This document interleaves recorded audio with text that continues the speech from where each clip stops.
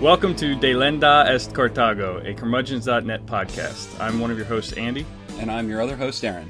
We're here to cut through the clutter of some of today's headlines. This is the Filibuster edition of our podcast, and in honor of Senator Rand Paul's recent filibuster this week, we'll be podcasting for 13 hours today, so this will be a little bit longer than our normal episodes. I pledge to take multiple breaks to pee, however. I was going to ask you, actually, or our listeners, if anyone is willing to donate a used Stadium Buddy to Mr. Paul, maybe we can send him one for his next filibuster, because I really want to see him beat Strom Thurmond's record. Yeah. Well, the question is, was his filibuster nearly the act of Strom Thurmond's? I mean, contest the two issues for us, Andy. Thank you. I want to back up and say, last week I asked you, would anyone be talking about Rand Paul if his name weren't Paul, right? And yes. I read you some tweets that he had sent. All, we love the military, we love Israel, we love everything neocons love, right? He sounded, if I hadn't told you who they were, you probably couldn't have told me which Republican politician said them.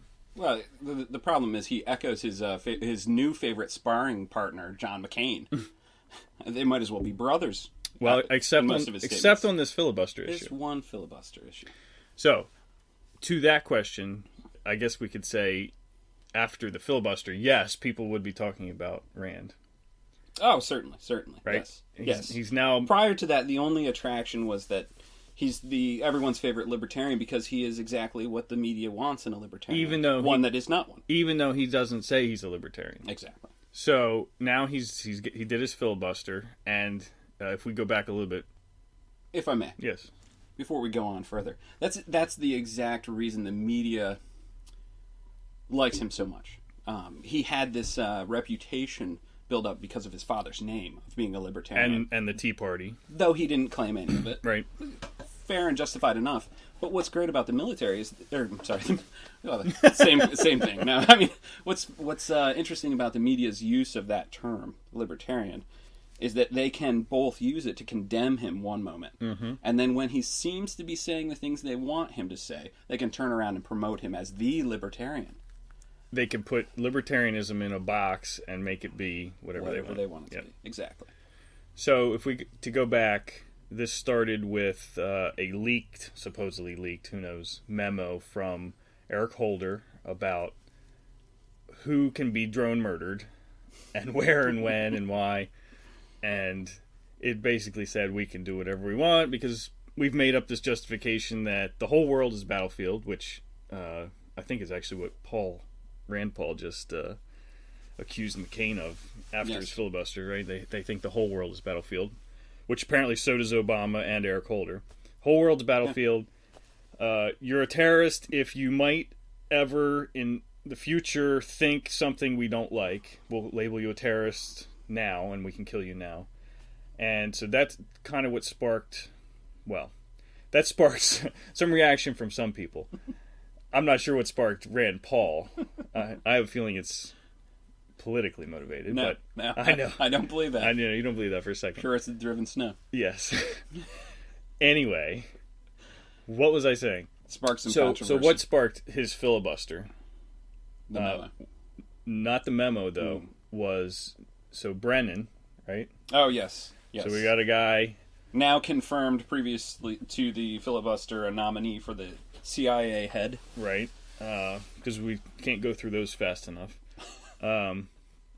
So he's got his Senate hearing, I guess, right? Being questioned.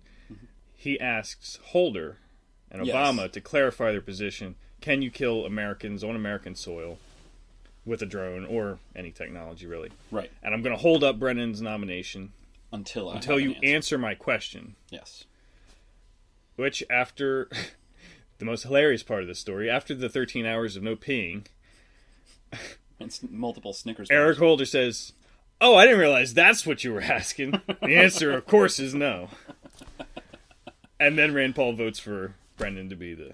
Yes. What? Going back to something you said earlier about the idea of if you ever could possibly be a terrorist. What does the Southern Poverty Law Center say about half the people who have a political opinion that is not spend every dollar of the American people? Who do they not declare a terrorist? Probably it's the same list. Well, yeah, it might very well be. In which case, every guy that's ever been a member of a militia group, anyone who owns an AR-15 that has it registered, anyone specifically people who own AR-15s that don't have them registered. Oh yeah, even better, right? Especially the noted killer, the Bushmaster. The Bushmaster.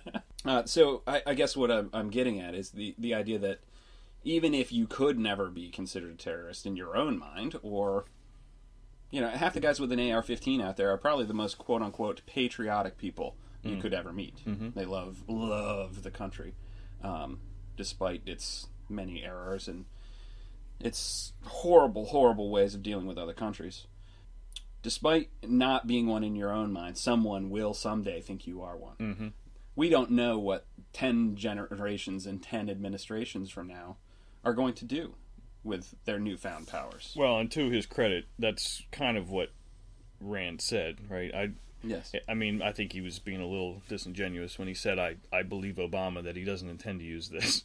Seeing as how we know he does it to American citizens who happen to be outside the borders. Yes. But that was his point. I don't, even if I take you at your word, we don't know what the next guy will do. Right. So if you don't need the power, and you're saying you won't ever use it, then why won't you just put it in writing and tell us? Right. Well, the next issue also is Holder says he won't kill anyone in the United States, right? So when I make my annual pilgrimage to Baja, California, and decide to go south of the border for a day... Baja? Baja. Anyway, when I decide to make my pilgrimage into Mexico for 15 minutes to a taco stand, they could just nuke me then. That's true. Yep. Canada, fair game. Well, you would never be caught in Canada. That's also true, yes. So, back to the question. Yeah, sorry. Maybe a different question. Why does Rand only care about killing Americans on American soil, or Americans, period? Because American life is somehow construed as more valuable than any other life. Put aside the idea of whether or not an American is guilty of anything. Even a guilty American's life is probably, to these politicians' minds, more valuable than an innocent, completely innocent life in Iraq or Afghanistan. Like a 16-year-old boy. Like a 16-year-old boy who might one day grow up to be a terrorist. Why? Because we killed his dad. No. It's a vicious cycle. Yes. I believe the Palestinian and Israeli conflict might lend us a little guidance here. People tend to get mad when you kill their family. I don't know what you're talking about. We have to get rid of all of the terrorists so there won't be any more. Right. Exactly. Which is another word for Holocaust, right? Could be. So, Holder gives us this answer, one-word answer, no, I can't do that. Does that mean anything? What does it even mean if he says no? And if you look at the answer, it's so narrowly written that he's basically only ruling out a really specific instance of what he can't do, and there's other words that in his statement that leave it open-ended for, just like the word terrorist in the original leaked memo. It can mean anything he wants it to mean. It can mean anything Obama wants it to mean, or the next president. Yeah. Well, that is the primary function of lawyers. Bureaucrat. Well, and lawyers. And lawyers in general. Yes, 10 years from now, well, as we said before, who knows what's going to happen, but if they can manage to put a label on anyone that is terrorist, they will be able to do whatever they want. Right. With the approbation of the entire United States. I mean, as far as those who matter count, there is seemingly no consideration of anyone who has any desire for individual rights. No. In addition to that, look what the Democrats are doing with this. Have you heard many Democrats speaking out about the drones? I think that's the other interesting thing is who, quote unquote, stands with Rand and who doesn't, right? Yeah. His own party, for the most part, all except the young bucks, or wackos, as McCain calls them, who are hungry for more power, the Rubios and the Cruzes, looking to make a name for themselves. Influence. Yes. They stand with Rand because obviously it's good for them for now. Right. McCain and his buddies are having dinner with Obama while Rand is filibustering. You got some Democrats that are okay with it, but, why did it take a Republican? Yeah. I mean, it's like... If this was George Bush's policy, either George Bush for that matter, it was that policy, there would have been 10 Democrats filibustering. Would have been the whole Senate. I mean... Yeah. And any Republican that didn't sign on would have been lambasted in the media. Yeah. So this is not a Republican-Democrat issue. This is a government power issue. And this is actually leading directly into what you put in your post about this matter. Rand has found an untapped vein of gold in the electorate.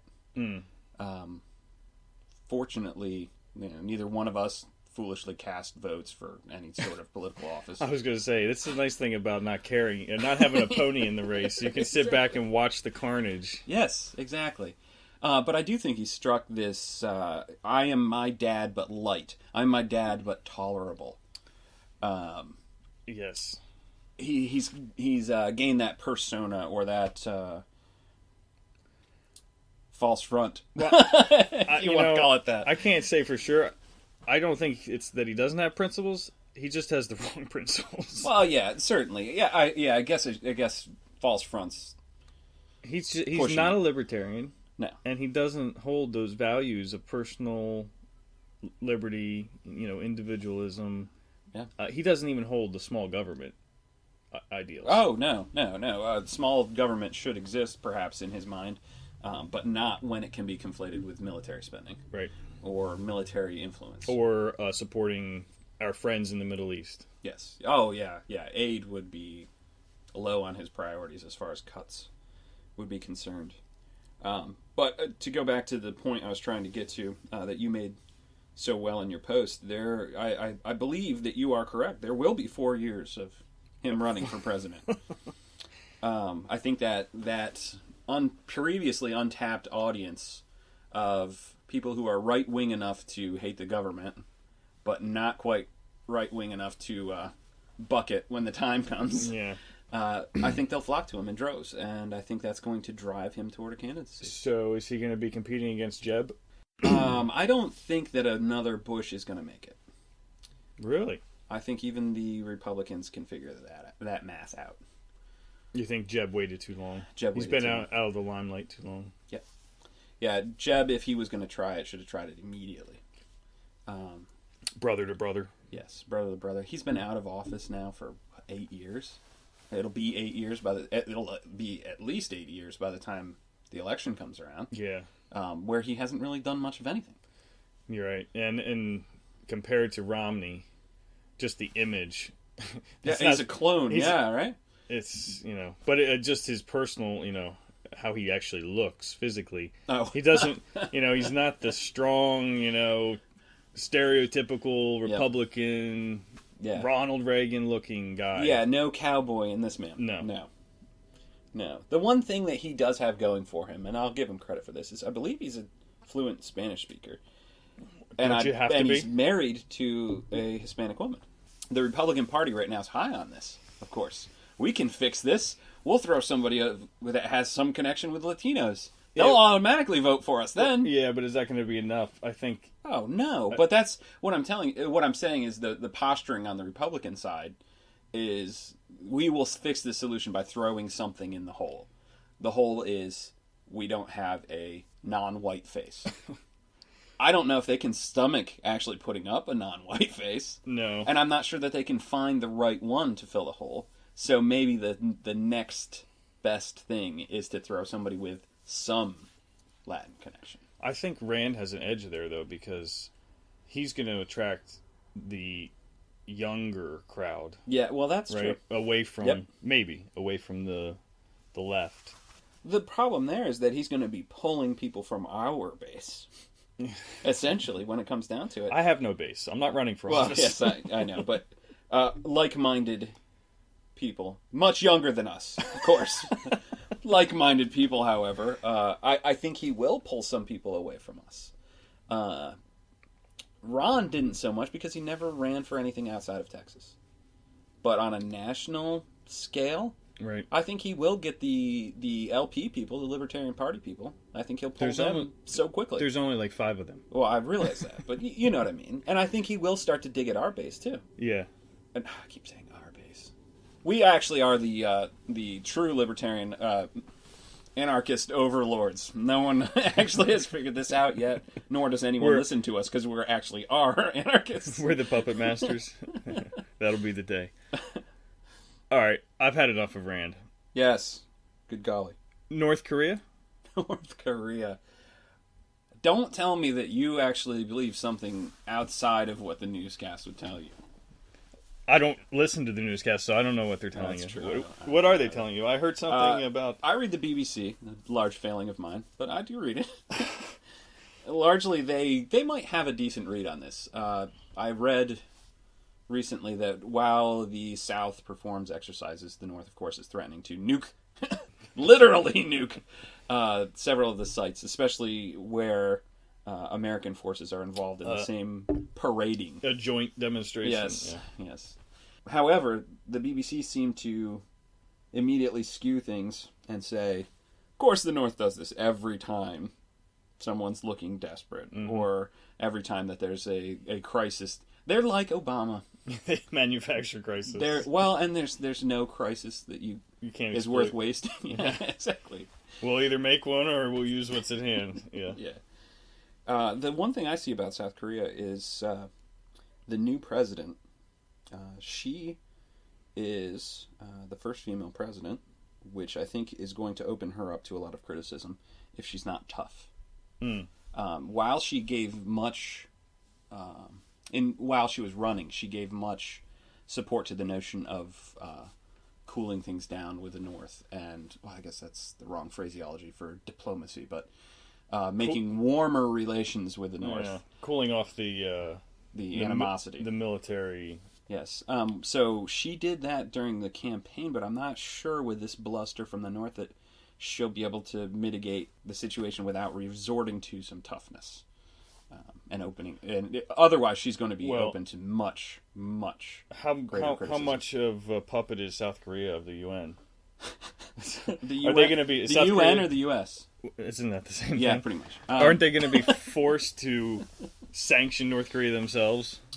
Yes. Don't speak to those guys. Well, hasn't the U.S. already announced that we're going to put really tough sanctions on them? The UN. Oh, it was the UN that announced it. it. I thought we just bypassed the whole body this time. It's the same thing. Well, yeah, of course South Korea will be forced to do that. The sad part in this is, how many years ago was it that they walked in the Olympic ceremonies, the opening ceremonies, together as one nation? Right. How far have we strayed from that in so short a time?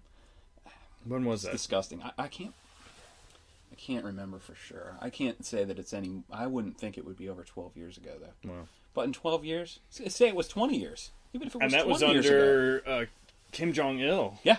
Right. Yeah. So it should be interesting. The next question is: what do they have the power to do? Who? The North. The North. They can't keep the lights on at night. I love seeing these.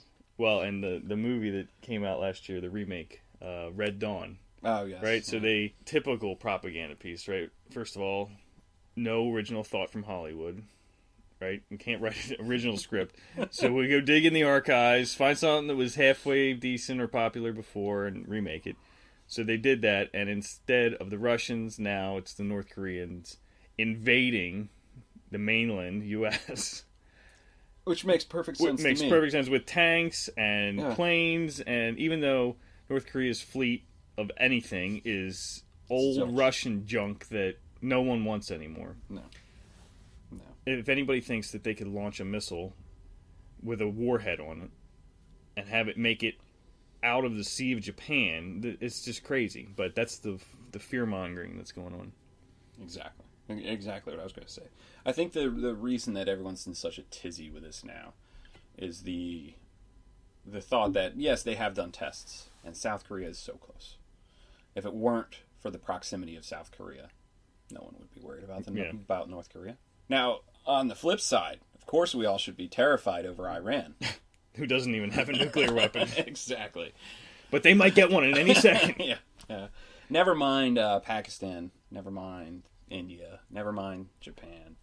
Wait, does Japan? I'm not certain that Japan does have. Well, they have a lot of nuclear stuff, but usually it melts down. I don't know if they have the actual weapons, though. I can't remember. They're a little busy on other things. But regardless, there's how many nations? Israel. Mm-hmm. Well, of course, they officially don't. But I think we all know they do. They officially don't have what? Nuclear weapons, I believe. No, they officially do. Oh, do they? Yeah. Oh, wow. Like 400 warheads. Oh, I didn't know that. Yeah. Oh, wow. I thought it was always denied. I saw a good chart this week. It had Israel next to Iran, and it had all the stats. How many? They have 400 warheads. Iran has 0. Who's the only country in the Middle East that's waged war? Against every single neighbor. Everyone else. Iran has never attacked. Since the Persian Empire.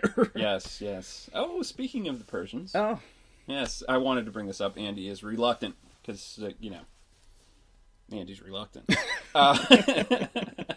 The Cyrus cylinder is making its rounds around America. No one knows what that is except you. Yes, apparently, myself and NPR have been let in on the secret.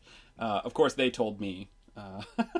Otherwise, I would not know. But yes, I also listen to NPR. Again, I apologize.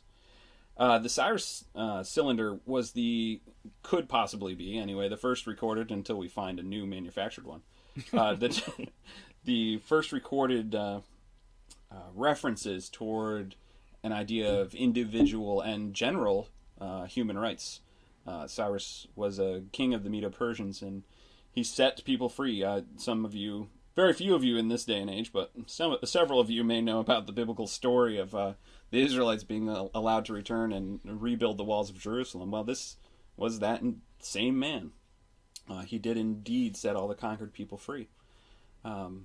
What's interesting to me about the story is that this is on loan from the British Museum. A quick question for everyone out there. The American Empire is oft maligned. Only by us. Rightfully, by us, however. Well, actually, in the media as well. We do hear it. As long as there's a Republican in power, we hear about it. That's true. But, nonetheless, it is mentioned more than, say, the British Empire. Yes. Now, how is it that the British Museum can still hold on to artifacts like the Cyrus cylinder, the Rosetta Stone, as has been mentioned before?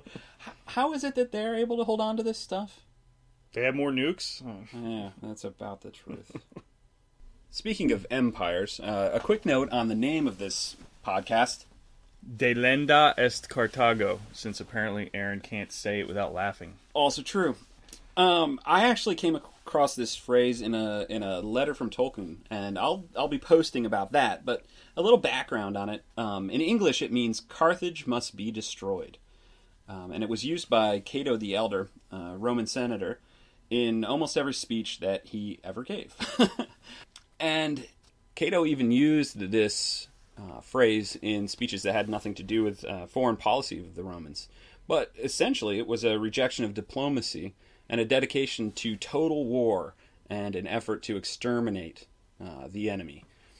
In 146 BC, the Romans got their way and destroyed Carthage. You even hear, I believe, occasionally we hear references to the idea of salting the land to blight it for all eternity. And that comes from this very event. As some of you may know, the Romans really didn't have a whole lot of mercy in their lives.